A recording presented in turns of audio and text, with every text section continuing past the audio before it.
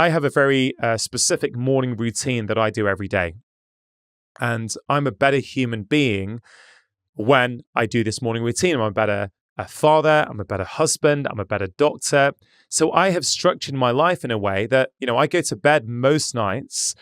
By 9 p.m., I'm in bed or asleep, and I wake up at 5. That is typically what I do. Okay, of course, I'm not perfect. It doesn't happen all the time, but generally that happens. And when I wake up, I do a few things every morning. I do a practice of mindfulness, which at the moment is this kind of meditation breathwork piece that I'm doing for about 10 minutes. Then I come into my kitchen and I make myself coffee, right? So I weigh out the coffee, I pour the water in, and I put my timer on for 5 minutes, right? In those 5 minutes, I'm still in my pajamas, right? In those 5 minutes, I don't go on Instagram. I don't go on email. I don't look at the news. I do a workout in my pajamas. It might be body weight in the kitchen. It might be a kettlebell that I've got in the kitchen. Whatever. It's only 5 minutes. And at the end of those 5 minutes, the timer goes off and my coffee's ready.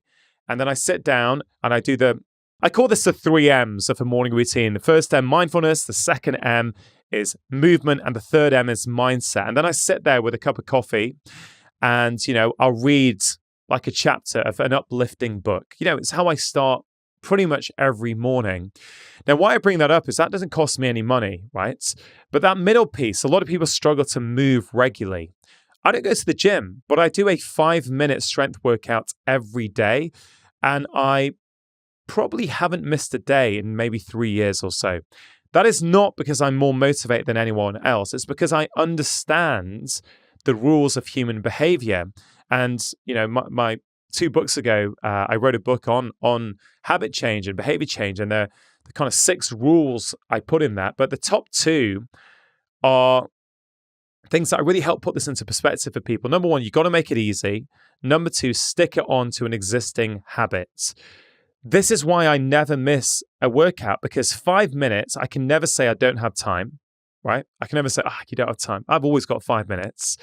And secondly, I stick it onto a behavior that I am automatically doing, which is making my coffee. Like, I don't need a reminder to make coffee. I don't need my PA to phone me at 5:30, say, Rangan, don't forget today, you must make your black coffee. No, I'm doing that automatically. So I stick on that new behavior there. So that doesn't cost any money, but so I've not had to put skin in the game, as it were, in terms of paying for something. It's body weight. Normally it's free, right? The kettlebell is what? £10, $20 or something? Nothing much, right? In terms of, certainly for me, right? I appreciate not everyone can afford that necessarily, but it's not much for me, right? To have that. And it's not that I use motivation to do it. I just use the rules of human behavior, which frankly, Amazon used to get you to buy more. Netflix used to get you to watch more. So does YouTube, right?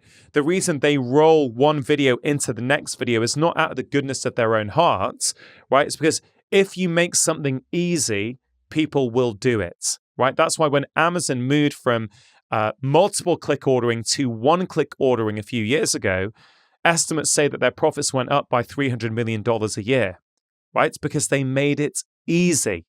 And I think that we can take those rules that businesses use to get us to buy more and consume more, right? And I'm not criticizing them for doing that. They're doing what they need to do. I'm saying when it comes to things for your health and your happiness, you can use those principles to, bring those things into your life in a way that feels simple, that feels manageable, that doesn't cost a load of money. If you've got money, great. But even then, you don't need to spend a lot of money on it, I don't need to spend a lot of money on my workout, but I stay in pretty good shape and I do this 5-minute workout every day. So hopefully that's helpful for some of your listeners, Jesse, to really help frame things for them as to how they can actually make these things achievable in their own lives. I'm sure it is. And I want to continue the morning routine. We got to the point where you've had coffee, you've gotten your workout in.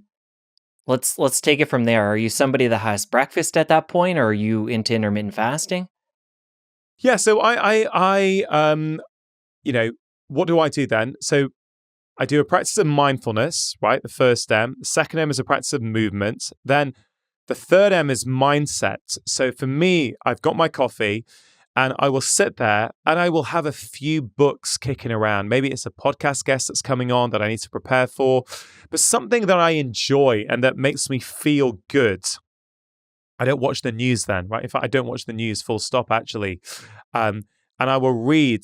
And so I feel good afterwards. I feel like I've had a bit of introspective time. There's a thing in the, there's a chapter in the new book called Take a Daily Holiday, right? So it's one of my favorite chapters. And I'll answer you about what I do for my diet. Do you mind if I just quickly explain the Take a Daily Holiday? Because I think it's a really helpful perspective for people. Yeah, let's get into it. Let's not go quick, though. Let's get into the nuances. Yeah, okay. So Take a Daily Holiday is this idea. I got the idea, right? One of my best friends told me that when he used to work in a factory, his boss would have a counter on his desk, and every day they'd come in and his boss would say, only 66 days till I'm going to be in Florida on a beach. Only 65 days till I'm going to be there.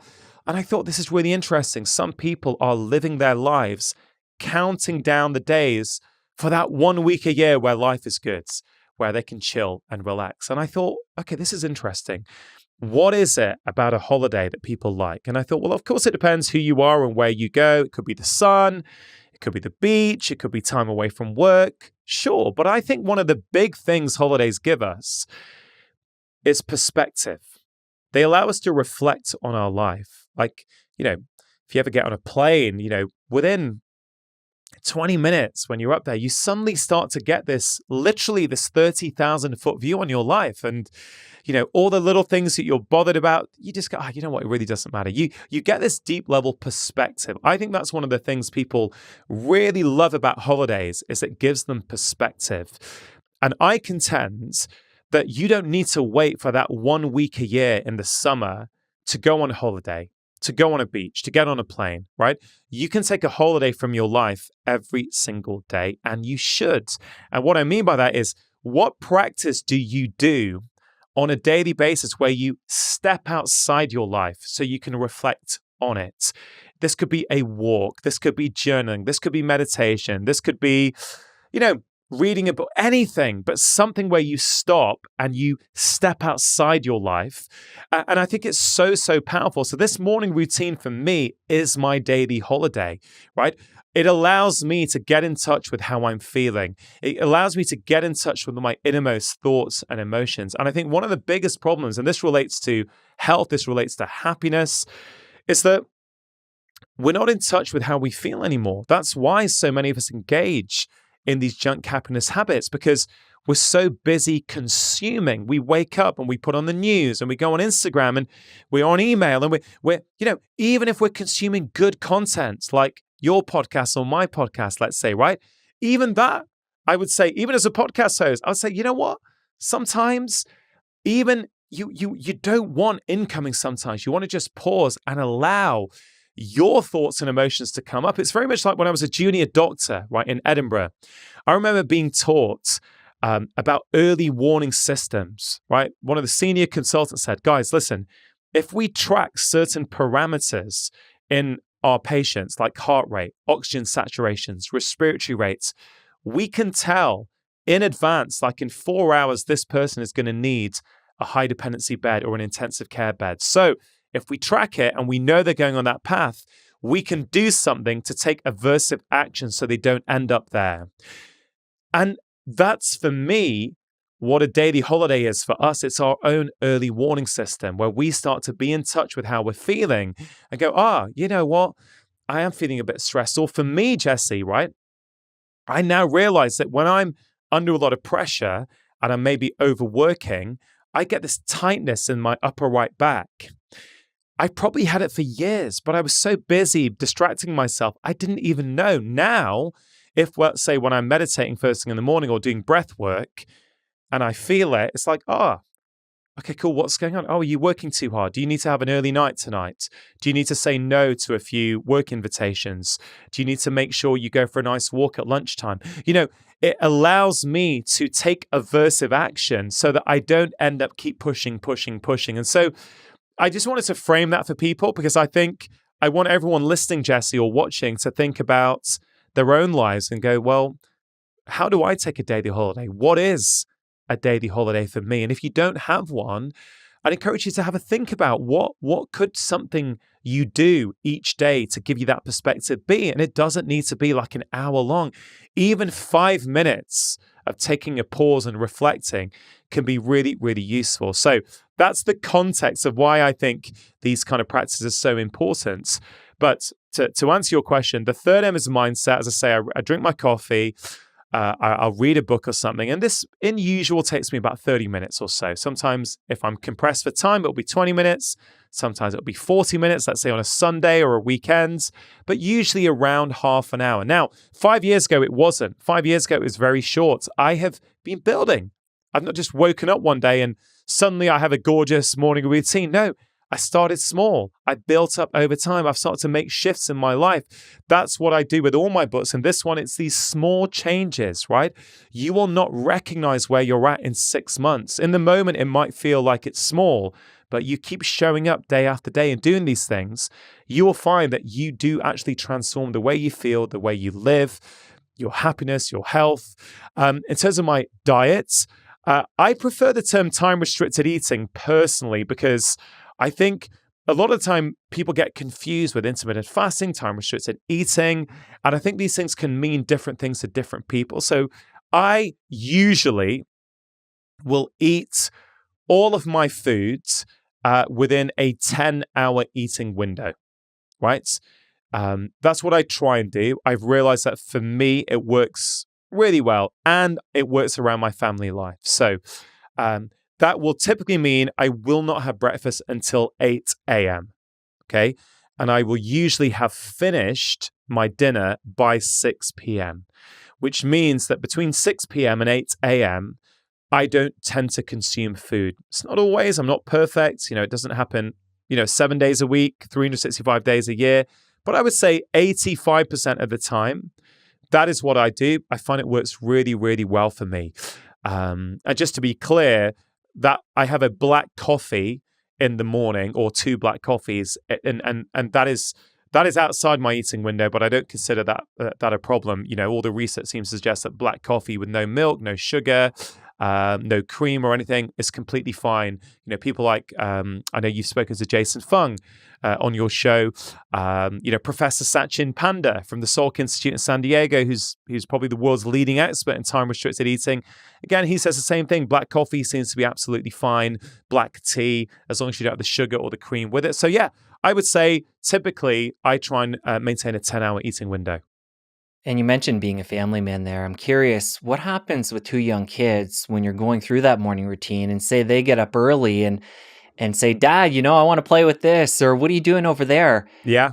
Because, I think a lot of times when people talk about these morning routines, it can come from people that don't have kids. Talk about from your perspective how you go about handling that. Yeah, Jesse, it's a great question because sometimes you will see this on YouTube, this kind of super successful guy telling you about their productive routine, and they've got like their fancy gym in their basement and stuff. And you're like, yeah, that's all great, man. But that doesn't feel relevant for like a lot of people, and I'm not criticizing that at all. It's just, I think your question is great. So there's a couple of things to say there. The first thing is the old Rangan, Jesse, the old Rangan of 5 or 6 years ago, if I'm honest, got a bit frustrated if my kids got up and they were down and Daddy's trying to meditate. In my head, I would tell myself a disempowering narrative. Man, I can't believe I wouldn't try and show it to the kids, but in my head, it's like, I can't believe they've got up. Man, I need this time to myself. It's really important I meditate. And I'd almost create a new level of stress because what? My kids have got up early and they want to come and see their dad. I mean, that's the reality. Why would they not want to come and see their dad if they're up? So there's a whole, on a side note, there's a whole chapter in the book on how we can create new narratives around things and not to take disempowering narratives. And I think, honestly, that's the thing that's helped me the most in my own life is knowing that I can choose a different perspective in every single situation and that it's down to me. So how that plays out here is now I embrace it when the kids are down, right? So for many years a few years ago, my daughter, she has a sixth sense when Daddy is up doing his morning routine, and she'll come down and come into the living room. And usually it's like I've done the first two pieces, and it's usually when I'm trying to read or something. So I would include her in it. And we would do affirmations together. So we used to, when she was a bit younger, sit and hold hands, and we'd say, I'm happy, I'm calm, I'm stress-free. I'm happy, I'm calm, I'm stress-free. We'd say that for about 2 minutes. At the end, she's got a big smile on her face. I've got a big smile on my face. We feel really positive and uplifted for the day ahead. Nowadays, kids are a bit older. If they come down and say, oh, Daddy, what are you doing? I said, oh, darling, I'm doing my routine at the moment. This is really important to Daddy. I said, okay, all right, great. So can I do it with you? I said, yeah, what do you want to do? Like, I'm doing the reading piece at the moment. Should we do something together? I go, no, okay, you read there. I'll just sit next to you and I'll read my book. I said, okay, cool. Right? So I include them in it now, right? I welcome them in, because anytime you are trying to resist the way life is, you are bringing emotional tension and stress into your body, and that stress needs to be dissipated and neutralized in some way. And often we turn to these junk happiness habits later because we've created this emotional stress in our body. So I now embrace it. In fact, 2 weeks ago, right, I got up a bit late. I was meditating, and the kids were both downstairs in the next room getting ready for school. And I remember meditating, and I thought, this is awesome. This is like you now. It's like lifting extra weight. I'm like, can you meditate with your kids now, making a racket in the next room? So actually, this has been a shift in my perspective. Nothing's changed. The kids are being kids. They just want to play. They're going to do their thing. Many of us create mental turmoil inside our own brains by the narrative we put on it. Oh, I can't believe they did that. It would only happen to me. Hey, you can keep taking those narratives in your life, but I promise they're not helping you. They're not serving you. When you know that you can take control and you can choose what perspective you take on this situation, you will get a lightness and a freedom. And also, the other thing I would say about having kids is I talk to my kids about all this stuff. In fact, I'd say, my son's 11, my daughter's 9. They help me write my books. Honestly, we talk about these ideas because I think, well, why kids kind of get all this stuff, right? Over the breakfast table, I said, oh, I'm trying to work on this. What do you think of this idea?